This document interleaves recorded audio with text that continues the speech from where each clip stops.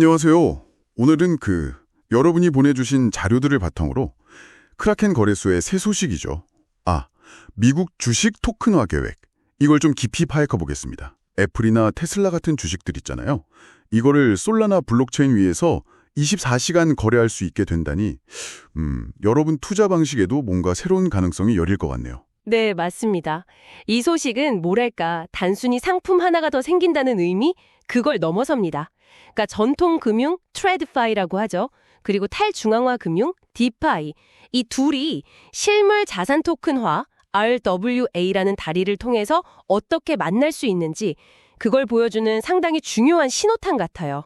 오늘 저희가 이 계획의 구체적인 내용들, 그리고 시장에 미칠 파장, 또 여러분께서 좀 주목하셔야 할 지점들, 이런 것들을 좀 면밀히 살펴보겠습니다. 네, 좋습니다. 그럼 먼저 크라켄의 엑스스톡스. 이게 정확히 뭔지부터 좀 풀어보죠. 애플, 테슬라, 엔비디아까지 50개가 넘는 미국 주식이랑 ETF를 솔라나 기반 토큰으로 만든다는 거잖아요. 네, 맞아요. 그래서 이걸 미국 외 투자자들이 24시간 내내 거래할 수 있게 하고 기존의 해외 투자자들이 겪었던 높은 수수료나 아니면 접근 제한 같은 거 있잖아요. 그런 불편함을 좀 해소하려는 목표? 이게 좀 보이네요. 물론 미국 고객은 규제 때문에 빠졌지만요. 바로 그 점입니다. 여기서 이제 핵심 파트너가 스위스의 벡트파이낸스인데요. 이 회사 역할이 중요해요. 실제 주식을 1:1 비율로 딱 사서요. 지정된 수탁기관에 보관을 하고 그 가치만큼 토큰을 발행하는 겁니다. 그리고 중요한 건 이 모든 과정이 스위스의 분산 원장 기술, 그러니까 DLT 법규 테두리 안에서 이루어진다는 점이에요. 이게 스위스가 블록체인 자산 거래를 위해 만든 전문 법률이거든요. 과거에 바이낸스가 비슷한 걸 시도했다가 규제 문제로 좀 어려움을 겪었잖아요. 그것과는 다른 훨씬 신중한 접근이라고 볼 수 있죠. 규제 준수. 그건 정말 중요하겠네요. 근데 스위스 DLT 법이라는 게 다른 주요국 시장에서도 그대로 통용될 수 있을까요? 그건 좀 지켜봐야 하는 거 아닌가요? 네, 정말 중요한 지적이세요. 분명히 이 글로벌 규제의 복잡성이라는 게 큰 허들입니다. 크라켄도 이걸 의식해서 처음부터 규제 준수랑 또 담보 안정성, 이걸 굉장히 강조하는 전략을 택한 걸로 보여요. 아무래도 사용자 신뢰를 얻는 데는 이게 필수적이니까요. 그렇군요. 근데 왜 많고 많은 블록체인 중에 하필 솔라나를 선택했을까요? 크라켄 쪽에서는 솔라나의 빠른 속도, 저렴한 수수료, 또 활발한 생태계, 이걸 이유로 들었다고 하던데요? 네, 표면적인 이유는 맞습니다. 근데 이게 단순히 거래 속도만의 문제는 아닐 거예요. 크라켄은 이 토큰화된 주식들이 솔라나의 다양한 디파이 서비스들이랑 결합될 가능성까지 언급했거든요. 예를 들면 대출 담보로 쓰인다거나 아니면 유동성 풀에 예치된다거나 하는 식으로요. 이건 그냥 주식을 사고 파는 걸 넘어서는 거죠. 기존 주식 거래 방식과는 좀 다른 훨씬 깊은 전략적인 고려가 담긴 선택이라고 봐야 합니다. 이게 바로 요즘 정말 뜨거운 실물 자산 토큰화, RWA 흐름, 그거랑 딱 연결되는 거군요. 말 그대로 주식이나 부동산 같은 현실 자산을 블록체인 토큰으로 만드는 기술, 맞죠? 네, 맞습니다. RWA. 이걸 하면 뭐가 좋아지는 건가요? 네, RWA는 금융 접근성을 크게 높일 잠재력이 있어요. 비싼 자산도 잘게 쪼개서 소액으로도 투자할 수 있게 되고요.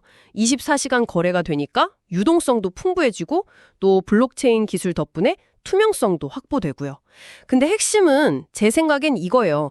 주식처럼 우리한테 굉장히 친숙한 자산을 통해서 일반 투자자들이 RWA의 복잡함, 이런 걸 잘 못 느끼고 자연스럽게 블록체인 금융을 경험하게 한다는 점. 이게 국채 토큰화랑은 또 다른 차원의 파급력을 가질 수 있다고 봅니다.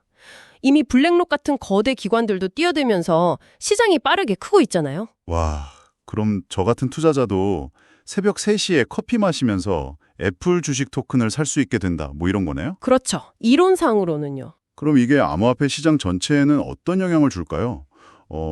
새로운 자금이 들어오는 통로가 될 수도 있겠고, 아니면 전통 투자자들이 암호화폐에 좀 더 쉽게 발을 들여놓는 계기, 트로이 목마 같은 역할, 또 할 수 있을까요? 정확히 보셨습니다. 2FI와 DeFi를 잇는 아주 강력한 가교 역할을 할 잠재력이 충분합니다. 토큰화된 주식이 단순히 거래되는 걸 넘어서 솔라나 디파이 생태계 안에서 다양하게 활용되면요. 완전히 새로운 금융상품이나 서비스가 탄생할 수도 있어요. 이건 또 암호화폐 시장의 변동성에 대한 의존도를 좀 낮추고 더 안정적인 생태계를 만드는 데도 기여할 수 있고요. 그렇군요. 그럼 이 계획으로 가장 수혜를 입는 쪽은 어디일까요?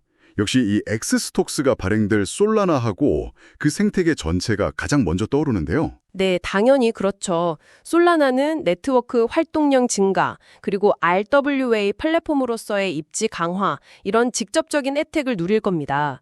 파트너인 벡티파이낸스도 당연히 사업 확장의 기회를 잡을 거고요. 더 넓게 보면 RWA 시장 자체가 커지면서 센트리퓨즈나 온도파이낸스 같은 다른 RWA 관련 프로젝트들 있잖아요. 이런 곳들도 긍정적인 영향을 받을 수 있습니다. 간접적으로요. 그리고 또 중요한 게 있죠.